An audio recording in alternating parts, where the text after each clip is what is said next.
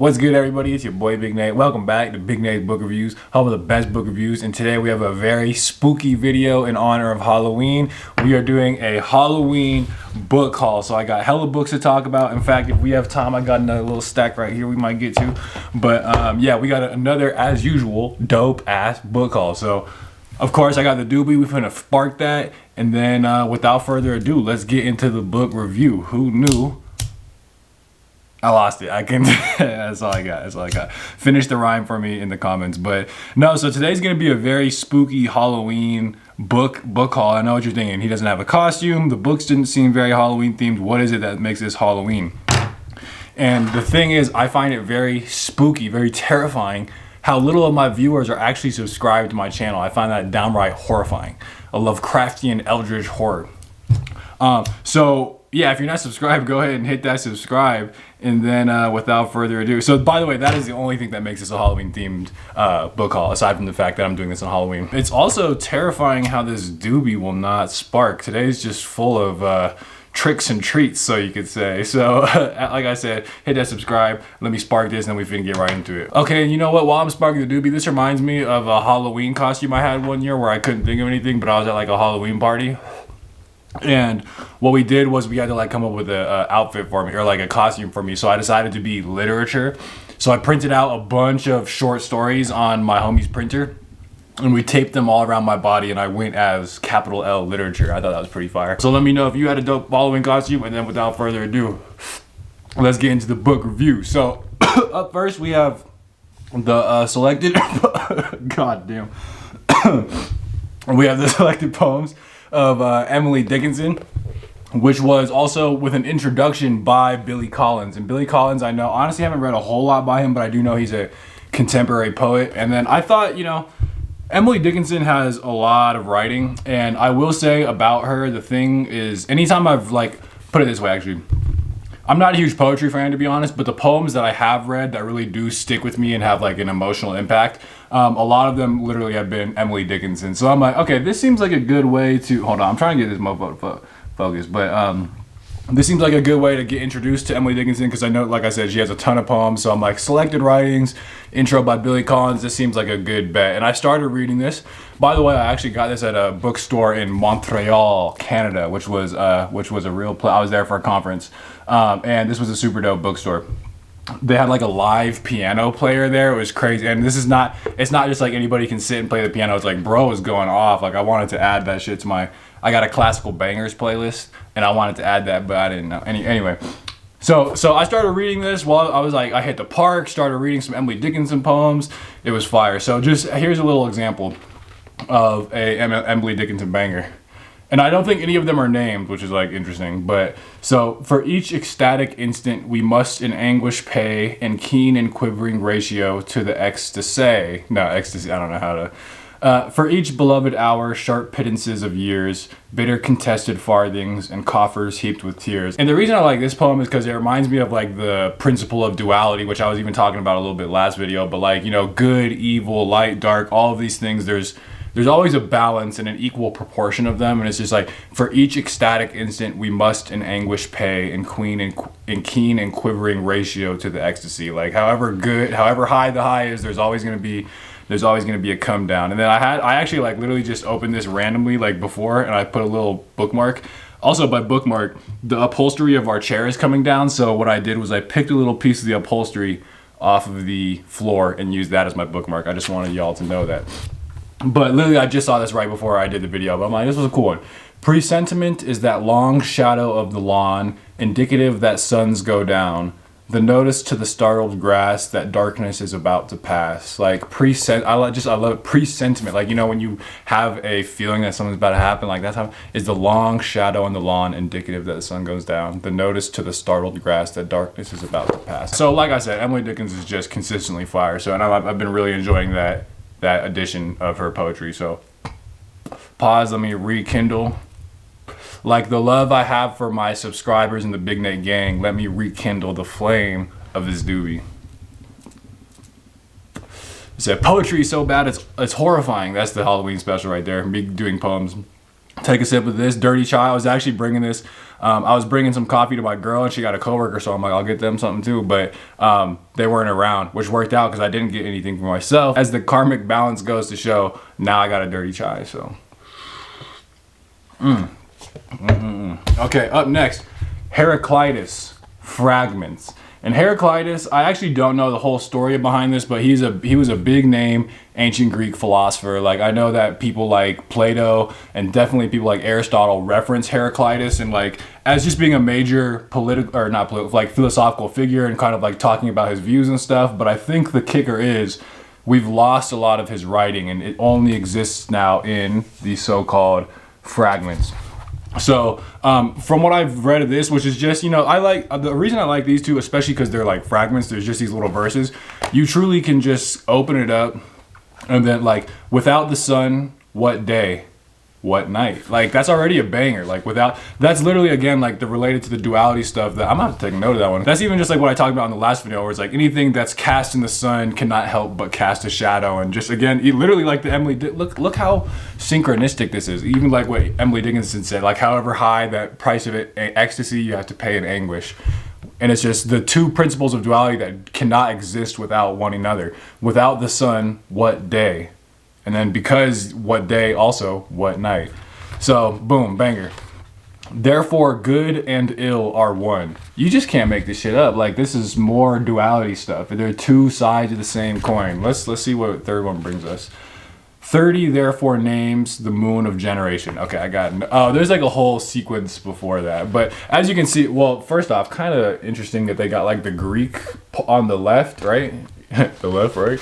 But they got the Greek and like the English. But so this is like, it's also gonna be like a very short book. But let's try one more. What eyes witness, ears believe on hearsay. It's like, you know, it's just, I don't know, bro's dope. And like I said, he's just a historically an important philosopher. And I know he's up very much in the mystical vein. So, you know, I had to cop that Heraclitus. Also in Montreal. Okay, the next three all came from Goodwill. Before anything, let's look at these price tags. What does that say? $2.99, $2.99. I actually don't know. Yeah, $2.29, excuse me. Oh, and then this one was from Savers, who are kind of like the bougie, and you can see it's $5.99. But here, I've gotten ahead of myself. Point is, don't sleep on thrift stores as bookstores. And the thing is too, like, you can't go there looking for a specific book. You just have to see what gems it produces. If you're looking for a specific book, go to like an actual bookstore.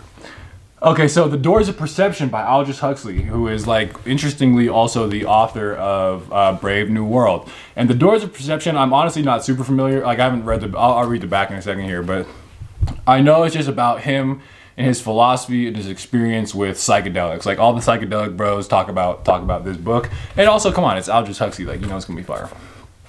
Among the most profound explorations of the effects of mind-expanding drugs ever written, here are two complete classic books and a little 2-for-1. The Doors of Perception and Heaven and Hell. Cap, not a book. That's an essay, bro. Stop the cap. You tell me that's two? Essay. I'm not hating, but don't call it a book. In which Aldous Huxley, author of the best-selling Brave New World, reveals the mind's remote frontiers and the unmapped areas of human consciousness. I would also know he has this idea that perception is almost like a faucet, right? And it has like a valve to it. And when you take these, and also like that's how like the actual perception of the real universe takes place. And I think he even maybe compares it to like a radio signal, like when you're tuned to a certain frequency, you only get a certain part of it. But what psychedelics do, so Aldous Huxley argues, is opens that valve and lets in the full stream, or alternatively, like, you know, reads all the frequencies of the universe, however you want to think about that. But and that's, yeah, I presume, I actually haven't read it, but the door, like, that's the Doors of Perception. So boom. Also, I'm working on like a little lecture that I'm gonna potentially give at a bioethics debate club. It's gonna be fun. It's gonna be fun.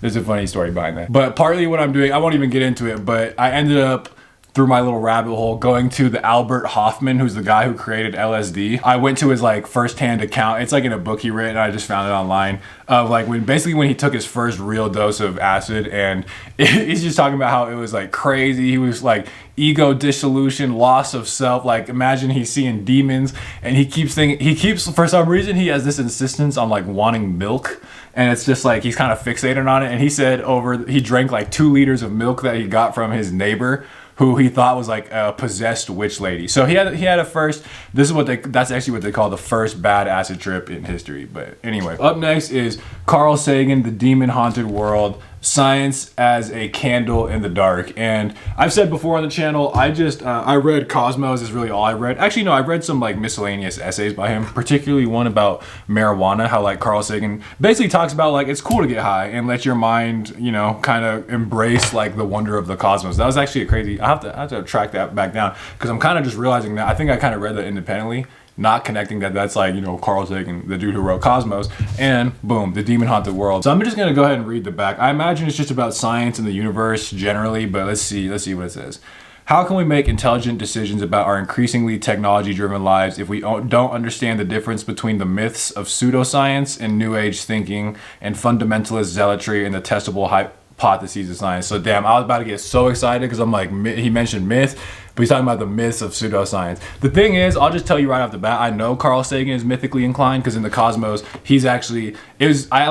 just for the record, I independently had the thought, but I read that and Carl Sagan is talking about he's like giving like primary text myths of like the cosmic egg myth related to the Big Bang, which I talked about in my last video. So I know bro's mythologically inclined. Stop playing with me. So basically I think it's just gonna be on the boons, the reliability, and the beauty, you know, of science. And I already know this analogy, science as, wait, what does it say? As a candle in the dark. The idea is that every time like there's some scientific discovery, it casts some new, right? The universe is like a dark room. We don't know anything about it, but we perform experiments and the results, when we get those, end up being like, ultimately end up illuminating the mysteries of the room of the universe. So I'm assuming that's it. I don't know, but you know, that's just like a classic analogy, bro. Okay, let me respark this because it keeps going out. Talk about spooky. I got the chills when the doobie goes out. Okay. Last but not least for this little section, we have Chaos by James Gleick, Making a New Science. And this cover is like kind of retro. So I saw this at Savers, and there's actually, I've been looking for this book for a long time. And I saw it, but there's like this cover I slightly prefer. It's like a Penguin edition, but honestly, this one I'm like, but no, it's like expensive. And it's like, bro, the book is right here in front of me. And honestly, in hindsight, it's actually kind of retro. I kind of fuck with it. But so this is, I mean, I don't 100% know, but I think it's just the idea of like chaos theory, the butterfly effect, the nature of chaos just in the universe. And like an example, and why I know it's gonna be fire too, for instance, is just some of these pictures. If you watch my last video, some of these might look a wee bit familiar, but these crazy designs, patterns, fractals, element of randomness. Again, I'm trying to get this mofo to turn without, yeah. Okay. I won't go super into it, but point is, this stuff interests me a lot, and this is like, it's a very big book in the field, you could say. So I'm quite excited to read this one. So that was a good Savers cop. And honestly, the retro really, I almost prefer it at this point. Let me know what you think in the comments. But shout out to James Gleick. Okay, so these were some old ones that I just like never did a whole video for, but I figure I'll use this opportunity to talk about them. But lately I've been kind of wanting to get into plays, just because, almost as like a case study, just because like those plays especially have to be super strong in terms of like dialogue and character. And Chekhov is of course one of the greats to ever do it. I read one of his plays in like in a class, The Cherry Blossom Tree, and I've been reading his short stories. And so I'm really interested to see how that transfers over to his main play. I don't know, is it true that I think he's equally as famous for his plays as his short stories, I would say. But so anyway, I saw that, this Penguin classic, so you know I had to cop. Come on now. Okay, and then at some other point in my past, I was talking to like this literature bro, and I was just kind of like, I was just curious about plays because he had mentioned it, and I asked what his favorite play was, and he said, or at least his favorite playwright, he said Eugene O'Neill. So this is like his biggest book, and I was kind of looking at the plays to be like, oh nice, I could just pick this, almost like not short story, but something in between, like, you know, just a shorter text, but this thing a whole ass fucking book. But yeah, anyway, and then you know what too, it's like sometimes they have like really long descriptions of the setting. I'm like, bro, I signed up for a play, but I mean, I understand. And low-key, now that I'm thinking about it, plays are actually kind of an interesting like story format, because they do kind of just like you're doing it with like a physical scene in the background in mind, and then it's just like, it's got like the dialogue parts. I don't know, it's just great. And like, this happened stage left, you know, that kind of stuff. So, but anyway, let me know for one if there's any good plays just you recommend in general, and also specifically, has anyone read The Long Day's Journey into Night? And then let me know what you think. And then last but not least for the book haul, Johann Wolfgang von Goethe, The Sorrows of Young Werther. So I honestly don't know anything about this except that it's by Goethe, who wrote Faust. And furthermore, the real reason I was interested in this and picked it up is because Freud does this whole little thing talking about young Werther, and I think this was a beloved book of his. So I'm like, it's Goethe. It's probably related to psychoanalysis. Freud gave it the shout out, mandatory. So, but yeah, it's a pretty short little thing, and honestly, the back of it did not like. It's not a book that would appeal to me normally, but visiting an idyllic German village, Werther, a sensitive and romantic young man, meets and falls in love with sweet-natured Lot. Although he realizes that Lot is to marry Albert, he is unable to subdue his passion for Anna Karenina vibes. But I won't say nothing. Book review coming out soon, but I won't say nothing. And his infatuation torments him to the point of absolute despair. So yeah, whatever. I don't know. Like I said, not a book I would have picked up, but it's Goethe. It's got the shout out. So also let me know if you read this and what you think. And without further ado, first off, boo, did I scare you? If so, hit the like and the subscribe. And if I didn't, hit the subscribe and then the like. But yeah, no. So these are just some books I picked up lately. Let me know if you've heard of any of them. As always, give me your book recommendations. Follow me at Big Nate's Book Reviews, which is in fact home of the best book reviews. And thank you for watching Big Nate's Book Reviews, home of the best book reviews.